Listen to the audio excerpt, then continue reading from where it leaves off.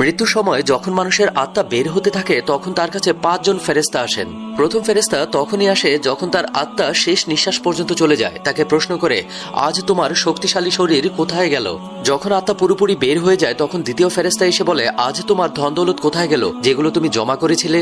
আর যখন জানাজা উঠানো হয় তখন তৃতীয় ফেরেশতা এসে বলে, আজ তুমি এতটা লম্বা সফরে বের হয়েছ যা তুমি এর আগে কখনো করনি।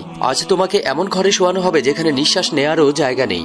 আর যখন তাকে কবরে শোয়ানো হবে তখন চতুর্থ ফেরেশতা এসে বলে, কাল পর্যন্ত তুমি জমিনের উপরে চলাচল করেছো আর আজ জমিনের নিচে শুয়ে আছো। কাল পর্যন্ত তুমি হাসছিলে আর আজকে কান্না করছো। কাল পর্যন্ত সবাই তোমার সাথে ছিল আর আজ তুমি একা। যখন কবরে মাটি দেওয়া হয় আর সবাই চলে যায় তখন পঞ্চম ফেরেশতা আসে, বলে তোমার সব আপনজন তোমাকে ছেড়ে চলে যাচ্ছে। যদি তারা থেকেও যেত তাহলেও তোমার কোনো সুবিধা হতো না। আজকে তুমি হয়তো জান্নাতের সুসংবাদ পাবে আর নয়তো কবরের আযাব।